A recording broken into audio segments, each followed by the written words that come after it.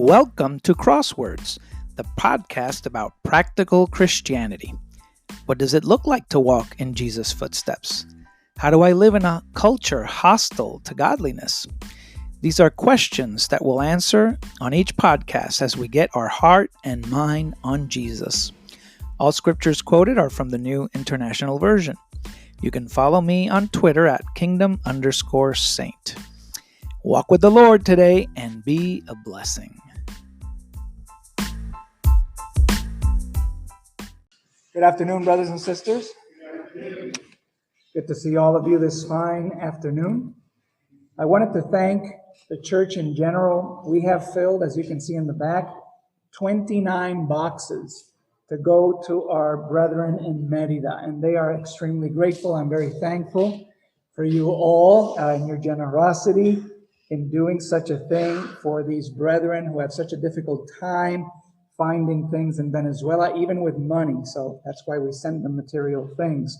It's partly how we show our love for them and for the Lord. So I wanted to thank you for that. We are reading Ecclesiastes, one of my favorite books in the Bible. God willing, next Sunday, I will be able to share something with you about that. But today, we're talking about the book of Proverbs. When God created man, he lived in bliss before the Lord, without worry, without care, without fear. The knowledge of good and evil was presented by the accuser as something for mankind to covet, as if he didn't have enough, as if he needed something more. And that's how Satan presented this knowledge of good and evil to mankind. He says, oh, if you eat from it, if you take from it, you will be like God. And so he made mankind feel as if they weren't important enough. And so that's how we've been enticed ever since. And that knowledge, of course, didn't help mankind and hasn't helped mankind since the world began. We're still in the same bind we were when Adam and Eve took that knowledge. We stole knowledge of good and evil from the tree of good and evil, and we've been cursed by it forever since. Cursed by thinking that we have something that can help us, that we have something and so we don't need God. But look through history. Has that really helped mankind? Have we really resolved anything? And actually in the book of Ecclesiastes, you're going to see that that is the preacher's point, that this knowledge hasn't helped us. It hasn't helped us make ourselves better. It still is more of a curse than a blessing. We're cursed because we think we have all the answers that we need for life when that's not the case. We're tempted to not seek God because we think we know better. And yet we're steeped in the same problems that have plagued us since the beginning. But God invites us to live by his wisdom, live by the wisdom that comes from the tree of life, the wisdom that comes from above, as I'll be sharing you in a moment, which shares 7 attributes that I will be sharing you today. That's the wisdom of God. Not a wisdom of good and evil, but a wisdom to distinguish good from evil. A wisdom to keep us on a good path. A wisdom to keep us living and trusting in God. God invites us, though, to let go of this wisdom that is earthly, this wisdom that is of the world, and to live again by his wisdom and by his guidance, because it's the only one, as Proverbs 1 verse 3 says, that will help us do what is right, what is just, and what is fair for ourselves and for others.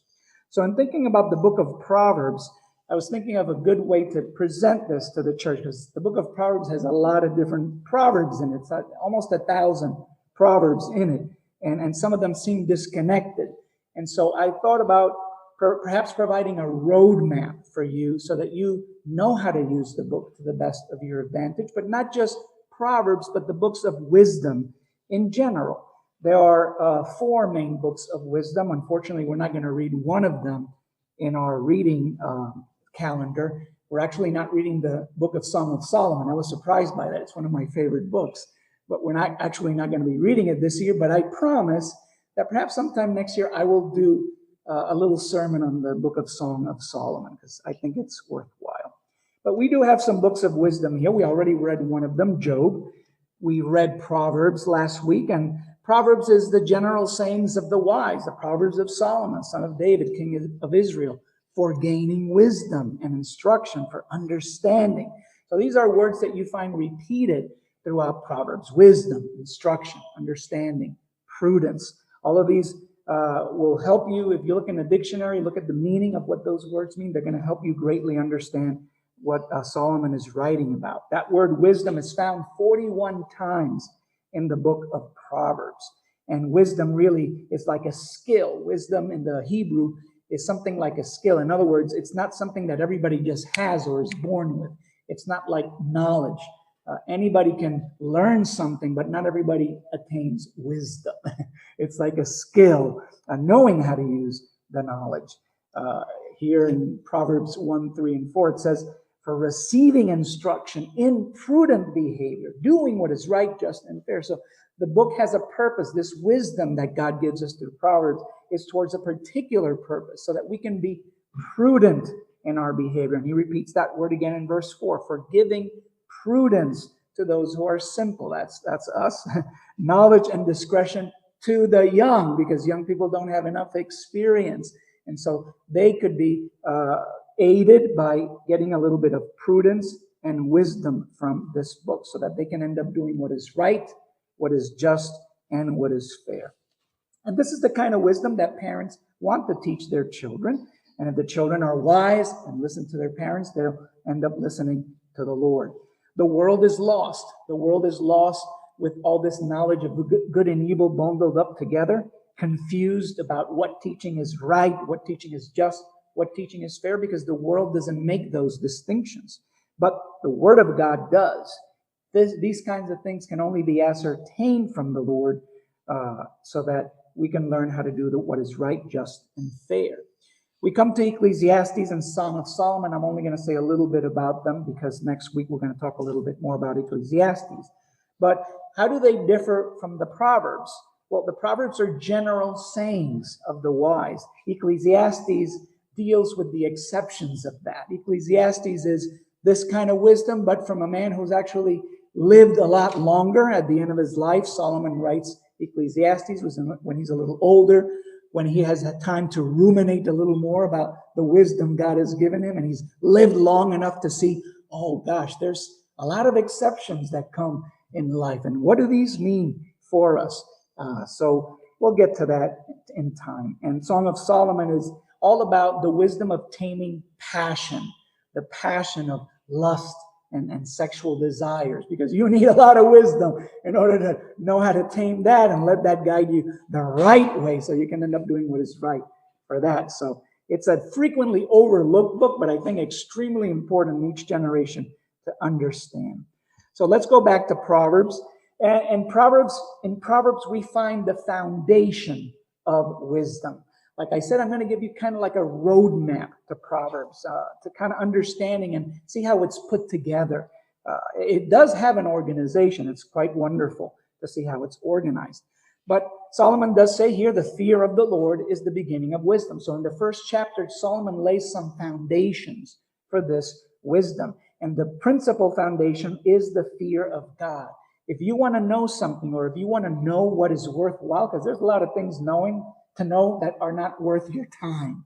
There's some things that you'd rather not know, and I'm sure those of you who are older can vouch for that. You'd rather not know some things. So not everything that can be known should be known. And that's the point of the knowledge of good and evil. That's why Satan wanted to entice us in letting us know a whole lot of things that we shouldn't really know.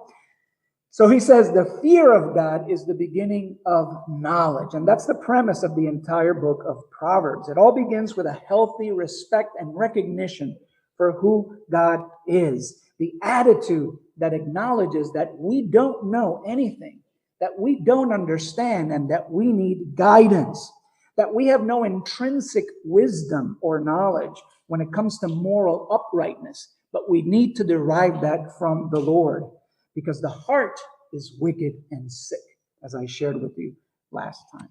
Furthermore, another pieces of this foundation is found in chapter 9, when at the end of this section, of this introduction, because the introduction goes up to almost chapter 10 of Proverbs, and at the end he comes and repeats the same thing. Usually when you find phraseology in the Hebrew that's similar to another passage, it's the ending of a particular section that the author wrote. That's how you can tell each of the sections in each of the books, because the author will repeat a similar message to kind of say, okay, I've ended this particular thought.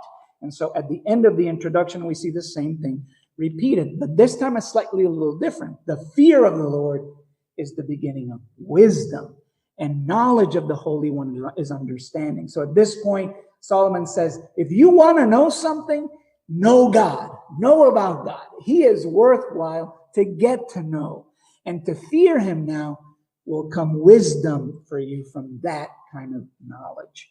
So he tells us what is worthwhile to know. And here, right in the middle, a little bit in the middle of the intro, in chapter 3, verse 5 through 7, we find one of the most amazing things in Proverbs, a central thought that kind of summarizes all of Proverbs. Trust in the Lord with all your heart. Lean not on your own understanding. In all your ways, submit to him, and he will make your paths straight. Do not be wise in your own eyes. Fear the Lord and shun evil. And you can kind of summarize Proverbs with this verse right here. And what is to fear the Lord but to trust him? What is to fear the Lord but to respect him, but to hold him in awe? What is to fear the Lord but to acknowledge that nothing else in your life makes sense and can help you except for God and God alone? But this requires an awareness of the deceitfulness that lives in us. This requires an acceptance of that, an awakening that we don't have all the answers, that we can and shouldn't lean on what we perceive because it is so limited. We have to look and gaze at the Lord, and that is wisdom, and that is what's going to keep us away from evil. So this is kind of like how Solomon starts out talking about wisdom, kind of laying these foundations for us to understand, for us to kind of grab some foundational aspects of what we're going to find in the rest of the Proverbs. And then in the rest of the chapters, kind of like chapter 1 following this, all the way up to chapter 7, we find 10 speeches. 10 speeches that a wise parent would give to their children. In this case, it's a father to a son. And I'm not going to go deeply into it, otherwise, each of these speeches is a sermon in and of itself. But I kind of like gave you an outline here of what the 10 speeches are. He starts by talking about don't go along with fools, and I think us parents have given speeches like these to our children in one form or in another similar to this, right, with these same themes. Don't go along with the stupid people. Don't be stupid like everybody else. Be different. Don't be like them. And that's what he says here in the rest of in the middle of chapter 1. Then at the end of chapter 1, he starts saying, listen to wisdom. Don't ignore instruction. In other words, don't let wisdom or instruction pass you by. Don't think it's something that you don't need. So the third speech is all about searching for wisdom, understanding that what's worth in life is to get the kind of wisdom that God gives because your life will depend on it. In speech number 4, that's the one about trusting God with all your heart that we just read. Speech number 5 is to value wisdom above all else. It's more important than anything else you do. Any other worthwhile activity, and Solomon would elaborate on this in Ecclesiastes. There is no other activity under the sun that is more worthwhile than to make sure you get wisdom from God and that you fear God and that you accept your lot. He kind of adds that in Ecclesiastes. And there's a little short speech there at the end of speech number 5 about being a good neighbor, what it takes to be a good neighbor.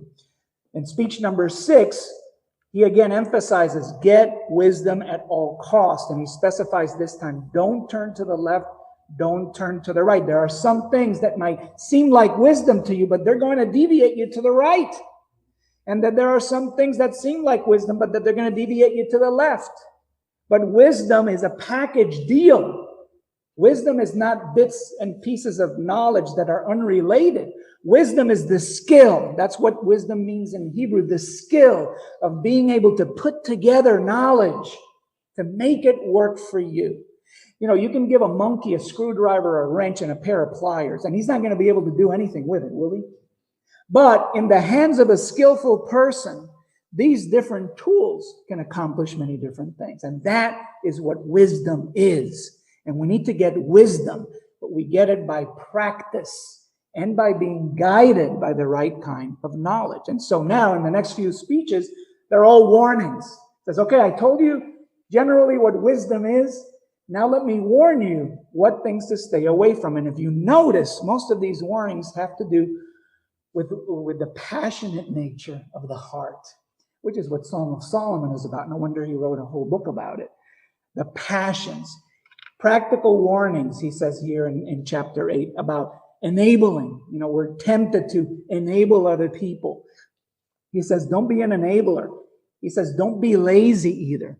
Don't be in bad company. Be careful what kind of company you keep. And then, of course, he goes into, I'm sorry, I skipped over number 7. That was about adultery. Beware of adultery. And then he's going to repeat the adultery theme 2 more times. So you can see that that's a very important one. And guess what? Look at our society today. Do you think that they take serious these warnings of this kind of passionate nature? No, they don't. And that's why there's a lot of trouble out there. But look at the speeches of a wise father to a son, how he included 3 times the warning about adultery. It's very, very important for us to heed that. So these are the 10 speeches on wisdom that we find. And as we can see, this tells us something. What these speeches point out is that the home is the place where this kind of wisdom is going to be taught. It's not going to be taught in a college. It's not going to be taught in a university. It's not going to be taught in a K through 12 environment. Do they teach these things in those places? No, they don't. So if we're not teaching them at home, it's not going to be gotten anywhere else, except, of course, in the scriptures, in the Bible. But you can see that this wisdom is most effectively taught directly from the parent to their children. And much of what goes wrong in our society today is because this is not being done in the home. It's being missed. Maybe not all the speeches are complete. 10 represents the number of completeness in the Bible. And so 10 is not just the number of speeches we find here from a parent to their children, but it signifies the completeness of themes that our children ought to dominate before they go out into the world on their own. Don't delegate the teaching of this wisdom to alien sources. The TV is not going to do it. Media is not going to do it. Schools, babysitters, nannies. No. Only at home is this moral lesson going to be taught. And of course, it's not one that is going to be learned only by words, but by the example of the parent. Those two together, it's what will give wisdom. It's very important that a young man or woman shows the world what kind of moral education they receive by how they interact with the world after they leave their home. The kind of person they're going to marry, the kind of family they will raise, all will testify to whether or not the foundation of this wisdom was given and received. Because perhaps it was given, but perhaps it wasn't received.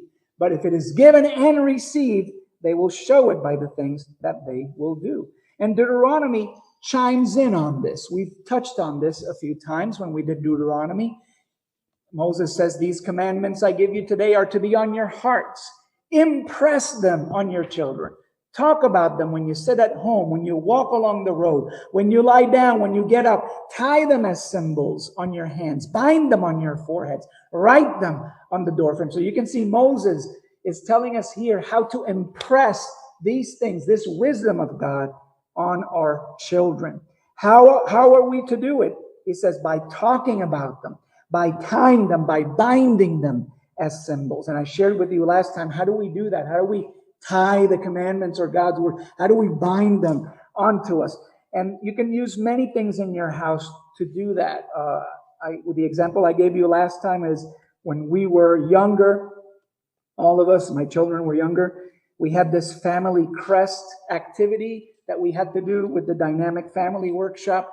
And we all chimed in and pooled our resources and our imaginations, and we created this family crest that represented our commitment to God and to the gospel. And so we tied in God and all the things that we were learning from the Word as symbols, so that when we looked at a particular symbol, we knew what it meant and what it represented for us as a family. So that's how you impress it. So At the end of these speeches, we come to chapters 9 and 10 of Proverbs, which is the wisdom personified section of Proverbs. Now, Solomon is going to personify wisdom as the kind of woman that we should be attracted to. After he warned us about adultery, he warned us, don't be attracted to that kind of woman. He says, look at wisdom as this kind of a woman.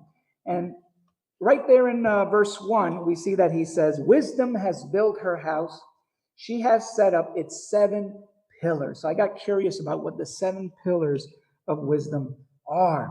And I think I found the answer in James 3:17. In James 3:17, he talks about the wisdom that comes from heaven, which is the wisdom that Solomon is talking about here. And it gives us 7 attributes of wisdom right there. It says it's first of all pure, then peace-loving, considerate, submissive, full of mercy and good fruit, impartial, and sincere. So all these qualities of wisdom we can appreciate.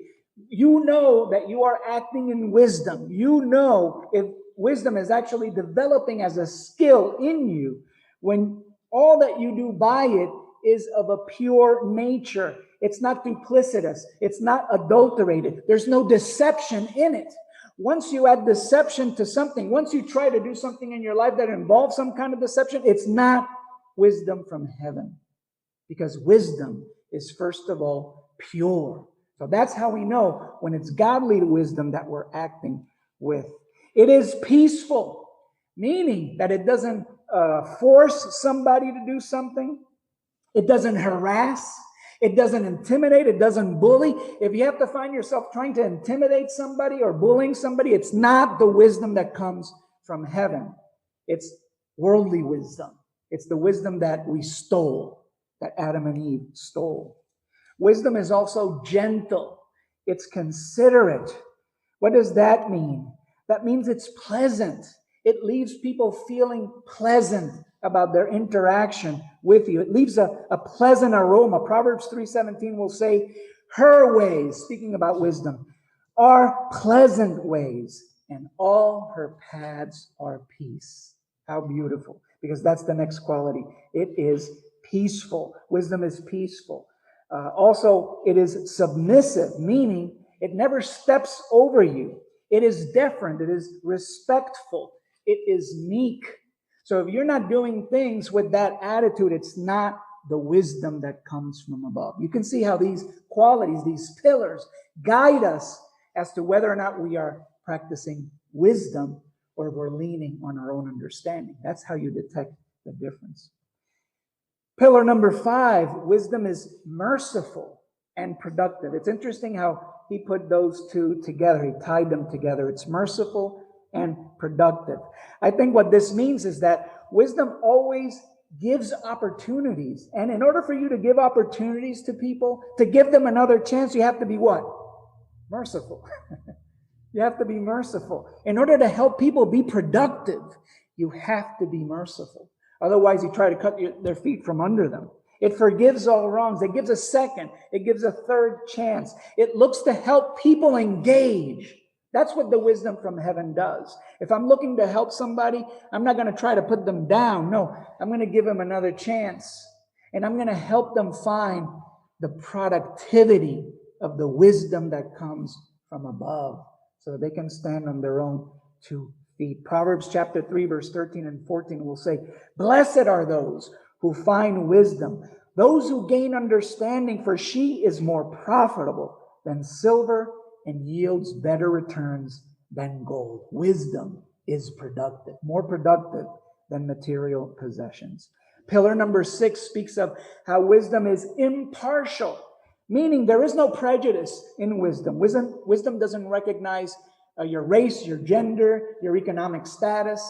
Wisdom is impartial. There is no favoritism in wisdom, no hidden agenda, no self-benefits. And so if we're acting in the wisdom that comes from heaven, we have to make sure that we're in keeping with that impartiality that is wisdom. And last but not least, wisdom is sincere. It doesn't have ulterior motives. It doesn't jest. It doesn't joke. It doesn't have any double meanings.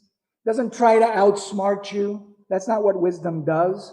This is the wisdom that is from heaven, not of the earth, not of the human heart. And Solomon will say in Proverbs 3:21-23, my son, do not let wisdom and understanding out of your sight. Preserve sound judgment and discretion. They will be life for you and an ornament to grace your neck. Then you will go on your way in safety, and your foot will not stumble. This is wisdom. Then right here in chapter 9, he mentions 5 attributes of wisdom. 5 attributes of wisdom. Because in Proverbs 9:2-3, he'll say, she, wisdom, has prepared her meat and mixed her wine. She has also set her table. She has sent out her servants, and she calls from the highest point in the city. And from these verses, we can see that there are 5 attributes of wisdom, aside from its 7 pillars. These are attributes of wisdom. What's wisdom's character? These also guide us into helping us know whether or not we're practicing this kind of wisdom, whether or not we've gathered the knowledge that we need from God to actually walk in wisdom, because this is what wisdom does. Wisdom prepared her meat. What does that mean? That wisdom always offers plentiful sustenance, a banquet. It's meat. Sorry, vegetarians, but wisdom offers meat, something of sustenance, not just vegetables. She also mixes her wine. What does that mean? Well, back in the day, wine was mixed because there was no refrigeration. And usually the way that they would preserve wine or grape juice is that they would boil it down to a gel, and then that gel will be kept safe underground somewhere nice and cool. And then when it was time to serve it, they would mix it with water. Of course, the more water you mix it with, the more diluted it is. But the mixing of the wine here speaks to the temperance of wisdom, that it doesn't go to extremes. It doesn't water it down all the way, but it also doesn't give it to you very concentrated. It means that wisdom is adaptive to what you need. To the young person, wisdom will work for the young person within what they know. To the older, more mature person, wisdom still gives, because you can never outgrow. You can never say, I am wise, I've known all I have to. You can't. Wisdom is temperance. It's adaptive to the ages and circumstances. It is just right every time of your life. Wisdom also sets her table, because wisdom is hospitable. Wisdom prepares you, instructs you. It's not rude. It's not impolite. It does not leave you hanging. It is very hospitable, and it'll set a table for you. Wisdom is there to serve you, not to take advantage of you. Wisdom sends out her servants. That means wisdom is merciful, as we spoke to before. Wisdom is willing to help. It assists you. It wants you to get to where you want to go. And wisdom calls from the highest point in the city. This is a phrase that you'll find throughout the book of Proverbs. Wisdom calls out from the city gates, from the highest point. What is wisdom calling out? What does that mean? Well, that means that wisdom is obvious. Believe it or not, you know how some people say, well, common sense is the least common of the senses. But that's because we're stupid. That's why. Because wisdom is obvious. It's not hidden. Wisdom doesn't hide somewhere in a dark alley. Wisdom is obvious if you want to see it. It's out there calling and saying, hey, I'm over here. Taps you on the shoulder. Wisdom is accessible. Unfortunately, folly is too, because when we get to the chapter of the personification of folly, folly is standing right next to wisdom, saying, I'm here, come to my house, don't go to her house, come to my house. So unfortunately, there is a bit of competition between wisdom and folly, but wisdom is obvious, it's accessible. You don't have to guess where it is, and you won't get lost on the way to find it, because like God tells us in James, ask for it. You got to do. You want wisdom. Recognize that you don't have it and ask for it, and God will give it to you. Free of charge, something that costs so much. He gives it to you. So that speaks to the accessibility of wisdom. So that, brothers and sisters, is book 1 of Proverbs. I just summarized for you book 1, which is kind of like the index of Proverbs, the orientation of how to discern and how to make the Proverbs mean something to you is all found in these first 9 chapters of Proverbs. And then in chapter 10, we start with the Proverbs of Solomon, which is called Book 2, the collection of the Proverbs that Solomon wrote. In 1 Kings chapter 4, verse 32, we're told that Solomon wrote about 3,000 Proverbs. Guess how many we have here? They don't even come to 1,000. What happened to the others? I don't know, but he wrote a lot. There was a lot of wisdom there. So that's book 2, pretty much the rest of the Proverbs. And then at the end of Proverbs, we get to book 3. Some people divide it a little differently. I think this makes more sense to me because in book 3, now we find the words of some other people that wanted to add their wisdom there. The words of Agur, the words of King Lemuel, which some think is another name for Solomon. And I think that makes sense. And something interesting happens there in that chapter. That's where we find the woman or the wife of noble character, which, by the way, the wife of noble character is the personification of wise living. How does living with wisdom look like? Well, it looks like the wife of noble character. And so also something interesting in chapter 31 of Proverbs is that, and this is how you know you ended another section, because we started Proverbs with 10 speeches from a wise father to his son, and we end Proverbs in chapter 31 with one speech of a wise mother to her son. And that's where we find the personification of wise living in the wife of noble character. So I hope this little roadmap helps you put Proverbs into perspective when you read it again. I could say a whole lot more, like how to make sense of the Proverbs, because there's 3 different kinds of Proverbs. When you read them all, you can kind of categorize them in 3 different ways, but I don't have time to get into that right now. Perhaps some other time we can talk about that. Paul says in 1 Corinthians 2, 1 and 2, he speaks of the wisdom of God here in Jesus Christ. He says, "So it was with me, brothers and sisters, when I came to you, I did not come with eloquence or human wisdom, as I proclaimed to you the testimony about God. For I resolved to know nothing while I was with you except Christ and Him crucified." Paul presents the cross as the point when God's wisdom was manifested as triumphant over human wisdom. Because in the cross, we have the worst mankind had to offer at the moment, met with the best God had to offer. And so the terrible, horrible icon of what a cross meant to the people in the first century was turned into the icon of hope for the rest of the history of mankind. And that shows us the power and the wisdom of God, always triumphing over what we think wisdom is. James chapter 2, verse 3 will say, "Mercy triumphs over judgment," over and over again. God sent His Son to see how men would react to His gift of love.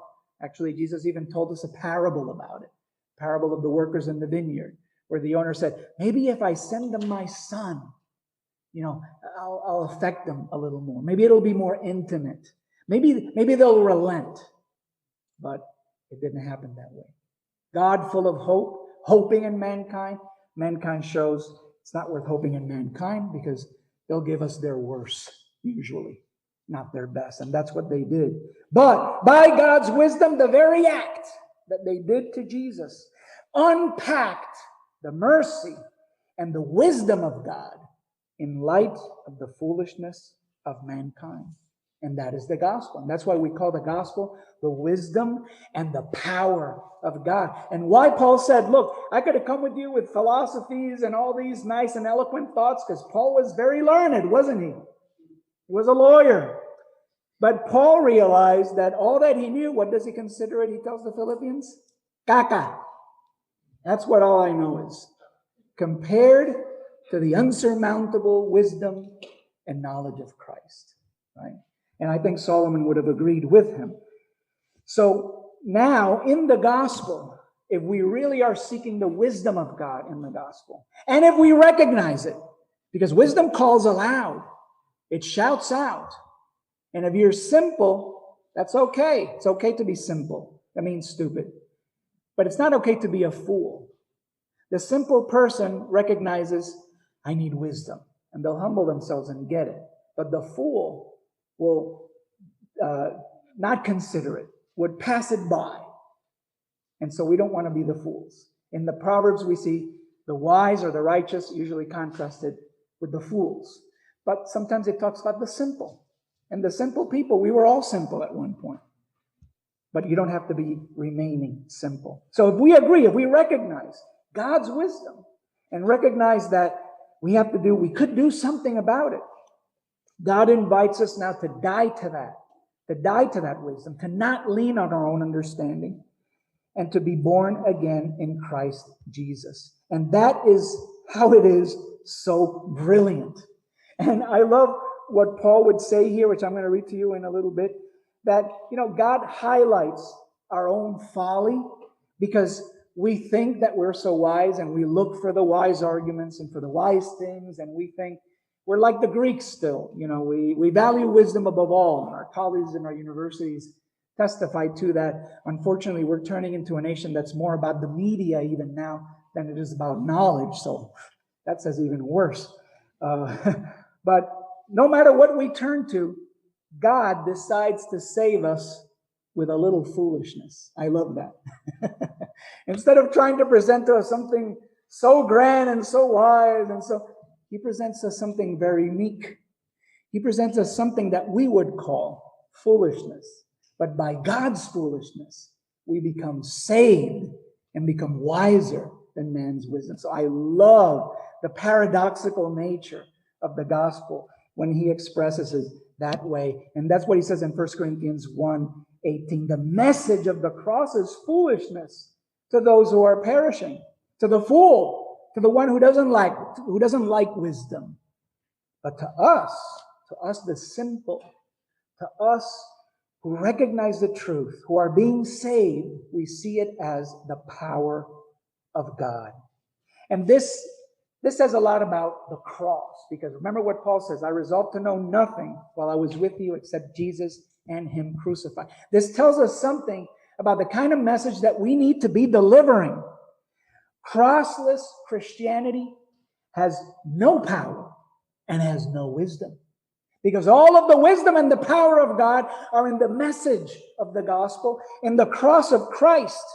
When we're out there sharing God's message with people, and when we're declaring it by how we live, we need to be showing a death. That's why Paul says the death of Christ needs to be evident in us, so that the life of Christ is evident in you. And Paul uses that paradox constantly in his message, because there needs to be a payment of sin. Like our brother Kevin was saying, a propitiation. There needs to be a death in order for there to be a conviction in me, in order for me to become awake to the fact that I need the knowledge and the wisdom of God. There needs to be an identification with this mediator in His suffering so that I can answer His call.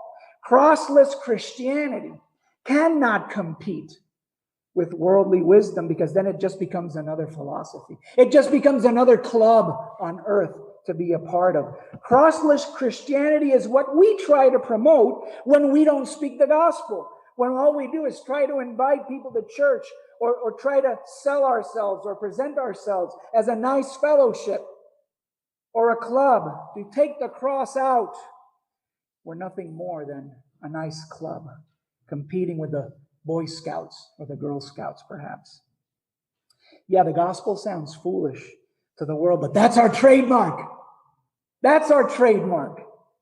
Those who recognize the truth recognize it as the wisdom and as the power of God. So it's not about us as we sing, but it's about the cross. And that has to mean that message has to be front and center in my life and in what I do. Otherwise, then the focus shifts to something crossless, where there is no wisdom and where there is no power. Jesus is the wisdom and the power of God. And let these words sink in. Where is the wise person? Where is the teacher of the law? Where is the philosopher of this age? Has not God made foolish the wisdom of the world?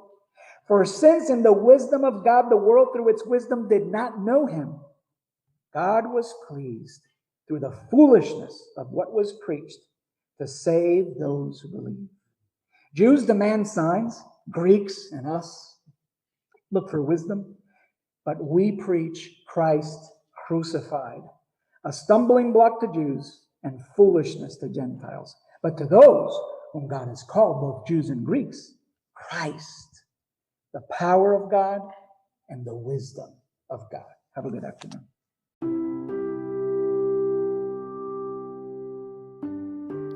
Thank you very much for listening. I hope the Lord gave you insight into conforming to Jesus with today's message. I always appreciate feedback. You can send me your thoughts, musings, and comments directly through the Anchor app. You can also contact me on Twitter at kingdom_saint. Walk with the Lord today and be a blessing.